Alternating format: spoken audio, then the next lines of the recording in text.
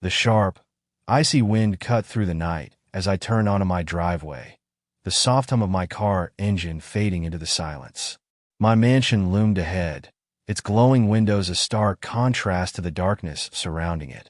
The faint sound of crunching gravel beneath my tires should have been the only noise, but something else caught my attention, a muffled cry, barely audible over the rustling trees.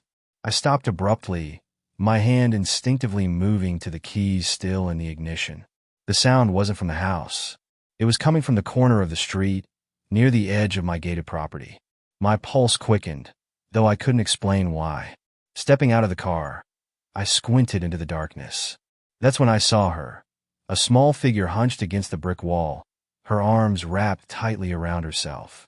She was shaking, her face hidden beneath a mop of tangled, dirty hair. "Hey," I called out, my voice firm but not harsh. "Are you okay?" She flinched at the sound of my voice, shrinking further into herself. It took a moment, but she finally looked up, her eyes catching the faint light from the street lamp. They were bloodshot, rimmed with exhaustion and fear, but there was something else there, a spark of defiance, of survival. "Leave me alone," she muttered, her voice hoarse. I hesitated. She didn't look like the kind of person who begged for help.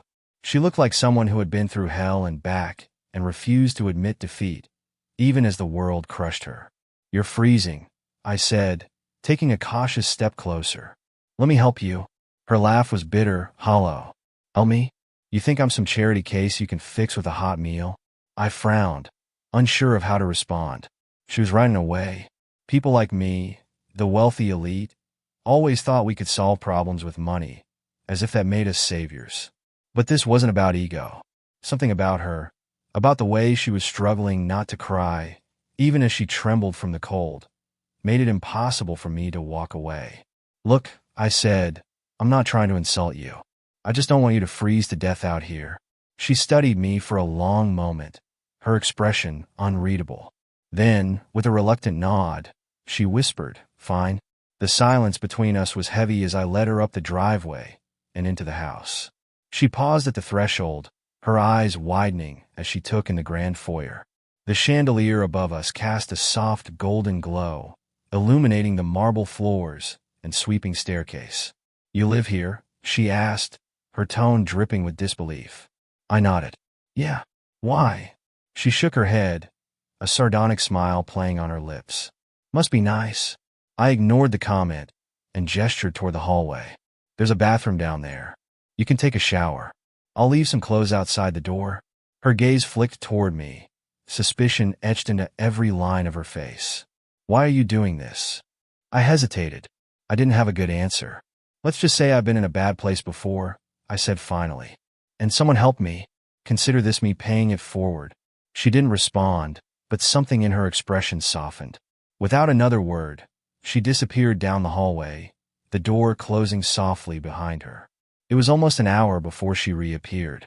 In that time, I had laid out some food on the dining table, a simple spread of bread, soup, and tea. I didn't know what she liked, but I figured anything warm would do. When I heard her footsteps behind me, I turned and froze. She looked like a completely different person.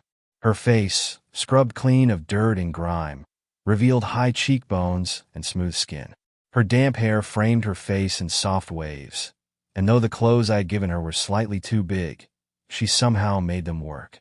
But it wasn't just her appearance that struck me. It was the way she held herself. There was a quiet dignity about her, a strength that hadn't been apparent before. "Feel better?" I asked, trying to mask my surprise. She nodded, her gaze flickering to the table. "Is that for me?" "Yeah. Sit. Eat." She hesitated for a moment before sitting down, her movements slow and deliberate. She reached for the bread first, tearing off a small piece and nibbling on it cautiously, as if afraid it might be taken away. "What's your name?" I asked, breaking the silence. She glanced up at me, her expression guarded. "Sarah." "Sarah," I repeated. "I'm Michael." She didn't respond, her attention focused on the food. I watched her for a moment, my curiosity growing. Who was she? What had brought her to the edge of my property that night? "Why were you out there?" I asked gently. Her hand froze mid-reach, and she looked up at me with eyes that were suddenly filled with pain. Let's just say life hasn't been kind to me. Her words hung in the air like a dark cloud, and for the first time, I felt a pang of guilt. Here I was, a man with more money than I could ever spend, sitting across from someone who had nothing. Stay here tonight, I said suddenly. Her eyes widened. What? I have a guest room, I explained. It's better than you going back out there. She stared at me for a long moment, her expression unreadable. Finally, she nodded. Okay, just for tonight. The next morning, I found Sarah sitting in the corner of the guest room, staring out the window. The soft morning light highlighted her features, but her expression was distant, lost in a storm of thoughts. Good morning, I said cautiously as I stepped into the room. She flinched slightly, but didn't look at me. Morning. I made coffee, I offered, holding up a steaming cup. She hesitated before taking it from me, her fingers brushing mine for a moment. It felt like holding something fragile, like her entire presence could shatter with the wrong word. As she sipped the coffee, I tried to break the silence. I was thinking, if you need more time to figure things out, you can stay here. No strings attached. Her head snapped toward me, and for a moment, I saw a flash of anger in her eyes. Why? Why would you do that? What do you want from me? The sharpness of her tone caught me off guard. I don't want anything. I just think maybe you could use a break. That's all. She studied me, her gaze searching for hidden motives. Finally, she sighed and set the coffee down. People like you don't help people like me. Not without a reason. Her words stung more than I expected. Maybe I'm not like other people, I said quietly. She didn't respond, but the tension in her shoulders eased slightly. Over the next few days, Sarah's presence in the house became less tense. She still kept her distance, but there were moments when the walls around her seemed to crack. I caught her humming softly in the kitchen one afternoon as she cleaned the dishes, her voice barely audible over the running water. You have a nice voice, I said casually, leaning against the doorway. She froze, the hum dying in her throat. I used to sing, she admitted after a long pause. Used to? She shrugged, her back still turned to me. Life happens. It was the first real glimpse she had given me into her past, and I didn't want to push too hard. Well, if you ever feel like singing again, this house has great acoustics, I joked, trying to lighten the mood. For the first time, I saw the faintest hint of a smile on her lips. One evening, I found Sarah in the living room, staring at the family portrait that hung above the fireplace. It was a large, ornate frame with a picture of my parents and me, taken years ago during one of our family holidays. Your parents look happy, she said softly, her fingers brushing the edge of the frame. They were, I replied, stepping closer. My dad passed away a few years ago. My mom lives in Europe now. She didn't say anything for a long time, her eyes fixed on my father's face. Then, almost in a whisper, she said, I know him. My heart skipped a beat. What do you mean, you know him? She turned to face me, her expression unreadable. I've seen him before. Years ago. That's impossible, I said, shaking my head. How could you have known him? Her jaw tightened, and she turned away. Forget it. I shouldn't have said anything. No, wait, I insisted, stepping in front of her. If you know something about my dad, I need to hear it. She hesitated, her eyes darting to the floor. It's complicated. I can handle complicated, I said firmly. For a moment, she seemed to wrestle with herself. Then she let out a shaky breath. Your father wasn't who you think he was. Her words hit me like a punch to the gut. What are you talking about? She hesitated, her hands trembling slightly. I don't have all the answers. But I know he wasn't just the kind, generous man everyone thought he was. That's ridiculous, I said, shaking my head. My dad built this family from nothing. He worked hard his whole life. And crushed people along the way, she interrupted, her voice rising. Her outburst startled me. For a moment, the room was silent, the weight of her accusation hanging heavy in the air. Look, she said, her tone softening, I don't want to fight with you. But you deserve to know the truth. Your father, he wasn't just a businessman. He had a way of taking what he wanted, no matter who got hurt. I stared at her, my mind racing. Could it be true? Could the man I had idolized my entire life have hidden a darker side from me? That night, I couldn't sleep. Sarah's words echoed in my mind, each one chipping away at the image I had of my father. Finally, I decided to do something I hadn't done in years. I went into his old office. The room was exactly as he had left it, with neatly arranged bookshelves and a massive oak desk that dominated the space. I sat in his chair, the leather creaking beneath me, and began to search. After an hour of sifting through papers, I found it, a ledger hidden in a locked drawer. The entries were meticulous, detailing every deal my father had ever made. At first, everything seemed normal, but then I found the names of people Sarah had mentioned, her family among them. The amounts listed were staggering, the interest rates beyond predatory. My stomach churned as I realized the truth. Sarah was right. The ledger sat heavy in my hands, the truth staring back at me in black ink. My father had been ruthless, calculating, and cold in ways I could never have imagined. My mind raced as I pieced together the fragments of what Sarah had told me and what the ledger confirmed. The names weren't just random entries. They were people, families, lives, and my father had used them as pawns to expand his empire. I couldn't help but think of Sarah downstairs. She had lived this nightmare, lost everything because of my father's greed.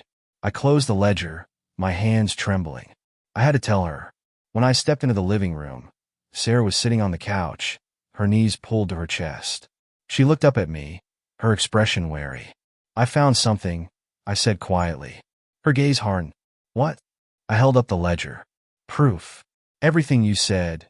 It's all here." For a moment, her face was unreadable. Then, without warning, tears filled her eyes. She quickly turned away, wiping her face with the back of her hand. "I didn't want to be right," she whispered. We sat in silence for a long time, the weight of the truth settling between us. "I didn't know," I said finally, my voice breaking. "I didn't know he was capable of this." Sarah looked at me, her eyes filled with a mixture of anger and pity. "Of course you didn't. You lived in this house, with all the comforts money could buy. Why would you question where it all came from?" Her words stung, but I couldn't argue. She was right. I had lived in blissful ignorance, never bothering to ask how my father had built his empire. "What can I do?" I asked, desperation creeping into my voice. "How can I fix this?" Sarah let out a bitter laugh. "Fix it? You can't fix what's already been destroyed. There has to be something," I insisted. "If he took everything from your family, maybe I can help you get it back." Her expression softened slightly, but there was still a guardedness in her eyes. "Why? Why would you do that for me?" "Because it's the right thing to do," I said simply. "And because I'm not my father."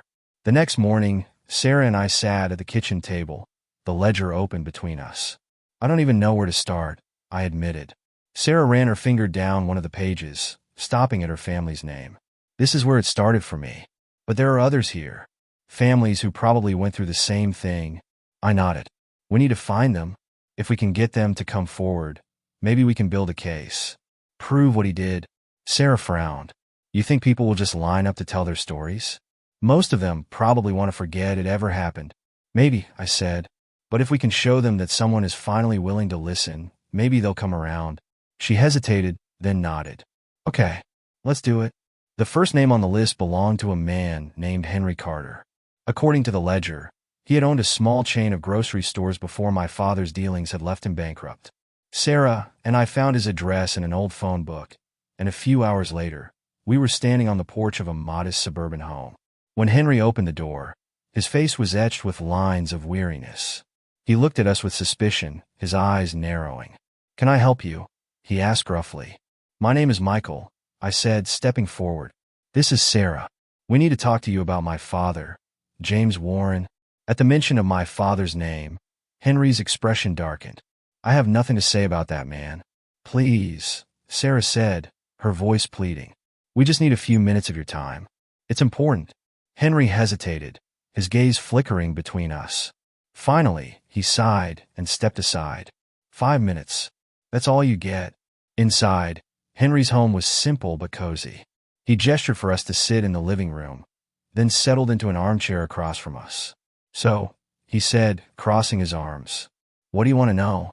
I glanced at Sarah before speaking. "We found some documents, proof that my father may have taken advantage of people. Your name was on the list." Henry's jaw tightened. "Taken advantage? Is that what you call it?" He leaned forward, his voice rising. Your father ruined my life. He promised me a loan to expand my business, but the terms were so predatory I couldn't keep up. When I defaulted, he took everything. My stores, my house, my dignity. I'm so sorry, I said, my throat tight. If I had known. You didn't know, Henry interrupted, his tone bitter. That's convenient, isn't it? I want to make it right, I said firmly. I want to help you. Henry studied me for a long moment, his expression unreadable. Then he shook his head. You can't undo what's already been done. But if you're serious about this, I'll help you. Just don't make promises you can't keep. Henry's story was just the beginning. Over the next few days, Sarah and I tracked down more names from the ledger. Each person had a similar story, promises of help that turned into nightmares of debt and loss. Some were hesitant to talk, still afraid of the power my father's name carried. But others, like Henry, were eager to finally have their voices heard. As we gathered their testimonies, the scope of my father's actions became painfully clear. He hadn't just taken their money, he had taken their hope. Sarah and I sat in the dining room one evening, surrounded by papers, testimonies, and copies of documents from the ledger. The stories we collected painted a grim picture of my father's business empire, one built on manipulation and suffering. This isn't enough, Sarah said, frustration lacing her voice. She pushed a stack of papers aside. Even with all this, it's just our word against a dead man's legacy. I nodded. She was right. Despite the evidence, my father's reputation was still pristine in the eyes of the world. It wasn't enough to bring the truth to light. We needed someone who could validate it. What about Richard Kane? I asked suddenly. Sarah froze, her eyes narrowing. Richard Kane? He was my father's closest business partner, I explained. If anyone knew the details of these deals, it's him. Sarah's face darkened. That man is just as bad as your father, if not worse. You think he's going to help us? I leaned back, my mind racing. Maybe not willingly. But if we can find something to leverage against him. Her expression softened slightly, a spark of determination replacing the doubt. It's worth a shot. Where do we start? Richard Kane was notoriously private. Tracking him down wasn't easy, but after hours of digging through public records and news archives, we found an address tied to one of his shell companies. The house was a sprawling estate on the outskirts of the city, surrounded by high walls and an intimidating gate. As we stood outside, I couldn't shake the feeling that we were walking into the lion's den. You ready for this? I asked, glancing at Sarah. She nodded, her jaw set. I've been ready for this my whole life. We rang the buzzer, and a gruff voice crackled through the intercom. Who is it? I'm Michael Warren, I said firmly. I need to speak with Richard Kane. It's about my father. There was a long pause before the gate creaked open. Richard Kane was waiting for us in his study, a room as cold and imposing as the man himself. He rose as we entered, his sharp suit and piercing gaze exuding power. Michael Warren, he said, his voice smooth and calculated. To what do I owe the pleasure? This isn't a social visit, I replied, my tone equally sharp. Kane's gaze flicked to Sarah, and his smile faltered. And who is this? She's someone your deals hurt, I said before Sarah could speak. And we have questions. Kane leaned back in his chair, his expression unreadable. I don't know what you're talking about. You will, Sarah said, stepping forward. She placed the ledger on his desk, her finger pointing to a specific entry. You and James Warren destroyed my family. You think we're going to let you get away with it? Kane's eyes darkened as he stared at the ledger. For a moment, the air in the room seemed to crackle with tension. You have no idea what you're getting into, he said quietly. Kane's words sent a chill down my spine. There was no mistaking the threat behind them. We know enough, I shot back. And unless you want this to go public, you're going to tell us everything. Kane's lips curled into a cold smile. You think you're in a position to make demands? Let me remind you, Michael. Your father built his empire with my help. If you try to drag me down, you'll be destroying your own legacy. I don't care about the legacy, I said firmly. This is about justice. Kane's eyes flicked to Sarah. And you? Do you really think exposing me will bring your family back? Her voice was steady, but the emotion in her eyes was undeniable. It's not about bringing them back. It's about making sure people like you don't ruin anyone else's life. Despite his bravado, Cain wasn't invincible. Sarah and I spent the next few days digging into his business dealings, searching for anything that could force him to cooperate. What we found was explosive. Cain had been laundering money through his companies for years, hiding it in offshore accounts. It was enough to bring his entire empire crashing down. When we confronted him with the evidence, his composure cracked. For the first time, I saw fear in his eyes. "What do you want?" he asked, his voice low. "The truth," Sarah said. "All of it." Under pressure, Cain began to talk. His confession was a damning indictment of my father's legacy. Together, they had orchestrated a series of schemes that preyed on vulnerable families, stripping them of everything while lining their own pockets. But there was more. Cain revealed that my father had kept records of their dealings, hidden documents that could expose the full extent of their crimes. "They're in a safe," Cain said reluctantly. "In his old office." My heart sank. The office he was talking about wasn't in the house. It was in a private building downtown, one I hadn't set foot in since my father's death. The weight of Cain's revelation hung in the air. My father's private office, sealed off since his death, now held the final piece of the puzzle. As Sarah and I drove to the downtown building, the tension between us was palpable. I couldn't shake the feeling that this was bigger than we'd imagined, bigger than just my father's misdeeds. The office was located on the top floor of a sleek, glass-fronted skyscraper. When we arrived, the receptionist barely glanced at me as I explained who I was. The building had been left in trust, untouched since my father passed. The elevator ride up was suffocatingly silent. Sarah stood beside me, her arms crossed tightly, as if bracing for what we might find. When we entered the office, the memories hit me like a tidal wave. My father's desk stood at the center of the room, flanked by floor-to-ceiling windows that offered a panoramic view of the city.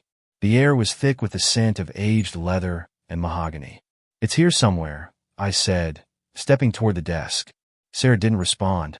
Her eyes scanned the room, taking in every detail like a hawk. The safe was hidden behind a bookshelf, just as Cain had described. It took us nearly an hour to find it, and when we did, the challenge was far from over. A keypad glowed faintly on the door of the safe, awaiting the code. "Do you know it?" Sarah asked, her voice sharp with urgency. I shook my head, frustration bubbling to the surface. "No, he never told me anything about this." Sarah bit her lip, pacing the room. "There has to be something. Think, Michael. Your father must have left a clue." I racked my brain, sifting through fragmented memories of my childhood. My father had always been a man of routine, meticulous to a fault. Then it hit me, a date. "It's his birthday," I said aloud, my fingers trembling as I punched in the numbers. The safe clicked open. Inside were stacks of documents, neatly bound and labeled. But one file stood out, a red folder with my father's handwriting scrawled across the front. "Private. For my eyes only." Sarah and I sat side by side on the office floor, our hands trembling as we opened the folder. The contents were staggering. Detailed contracts, signed agreements, records of bribes and payoffs. It was all there. Every dirty deal my father and Cain had orchestrated, laid bare in black and white. But there was one document that made my blood run cold. It was a letter addressed to Cain, written in my father's unmistakable handwriting. "If anything happens to me, destroy this. No one can know what we've done." Sarah read the letter over my shoulder, her face pale. "He knew," she whispered. "He knew it would all come crashing down one day." I nodded, my chest tightening. "And he planned to cover it up, no matter the cost." The drive back to my house was heavy with silence. Sarah clutched the folder in her lap, like it was the most fragile thing in the world. When we finally arrived, we sat in the car for a long time, neither of us speaking. "What now?" Sarah asked finally, her voice barely above a whisper. I sighed, my hands gripping the steering wheel. "We go public. We take this to the authorities, the press, anyone who will listen." Sarah looked at me, her expression filled with both hope and fear. "Are you sure? This isn't just about your father anymore. It's about you. Your name." I met her gaze, my jaw tightening. "I don't care about my name. I care about doing what's right." Going public wasn't easy.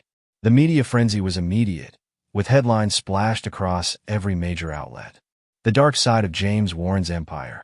Secrets of a fallen titan exposed." The backlash was swift and brutal. My family's name, once a symbol of wealth and power, was now synonymous with greed and corruption. But amidst the chaos, there was a sense of relief. People like Sarah finally had a voice. Families who had suffered in silence were coming forward, their stories echoing hers. The press wanted interviews, and Sarah reluctantly agreed to speak. She stood before the cameras, her voice steady as she recounted her family's downfall and the pain it had caused. "For years, I thought no one would ever listen," she said, her eyes glistening with tears. "But now, we have a chance to make things right." Her courage was inspiring, and for the first time, I saw her as more than just a survivor. She was a fighter, a beacon of hope for those who had lost everything. With the evidence we provided, authorities launched an investigation into Richard Kane. His empire crumbled within weeks, and he was arrested on charges of fraud, embezzlement, and conspiracy. Watching him being led away in handcuffs was a surreal moment. Sarah and I stood outside the courthouse, the weight of the past finally lifting from our shoulders. "It's over," I said quietly. Sarah shook her head. "It's not over, but it's a start." The process of rebuilding was slow. I used what remained of my family's fortune to create a foundation dedicated to helping the victims of my father's schemes. Sarah became a vital part of the organization, using her story to inspire others and push for change. We weren't just righting my father's wrongs. We were building something new, something better. Months turned into a year, and life began to take on a sense of normalcy. Sarah had found a sense of purpose, and I had finally made peace with my father's legacy. We weren't defined by the past anymore. We were defined by the choices we made moving forward. One evening, as we stood on the balcony overlooking the city, Sarah turned to me with a smile. "You've changed," she said softly. "So have you," I replied. She nodded, her eyes filled with quiet determination. "It's funny, isn't it? How something so terrible can lead to something good." I didn't respond, but deep down, I knew she was right. The past would always be a part of us, but it didn't define us. Together, we had found redemption, and in that, we had found peace.